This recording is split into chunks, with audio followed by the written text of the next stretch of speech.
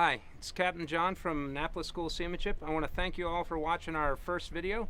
That was a great success, and we're going to build on that. That first video was about throwing a line. Today we're going to talk about what you do once you get the line onto the dock.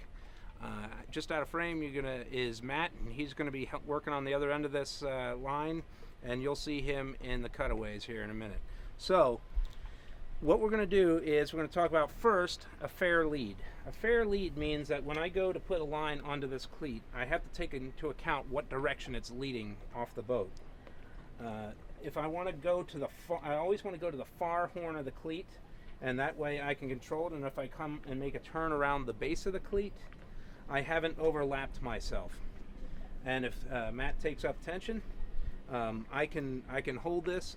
The line's not running across. If I go the other way around the cleat, if I come around this way, when I make two turns around the cleat, or a turn around underneath each horn, in order to control the line, I am biting down on myself. So fair lead is really important. If I were tying this line onto the boat, I would be coming around the cleat this way. All right. Next thing is, we want to take it and control this line. Even with a lot of tension on it, we can take it to a working turn. No matter how much tension Matt puts, he's putting his full weight on it, I can control this line with two fingers. The shape of the cleat allows me to do that, yet I can still ease line out in a controlled way. All right, and if I want to finish this cleat off, I can take and make 3 figure-8s on top of it, or often we don't have cleats big enough to be able to do that.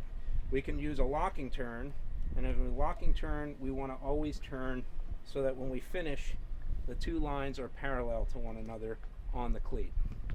So again, we want to get a fair lead. We want to lead around the cleat, go to the far horn from wherever the load is coming from, turn under both horns. We don't go all the way around. You see this in a lot of videos and even in some books. This is wrong. If Matt takes up tension on that, this line's biting on itself and it can jam.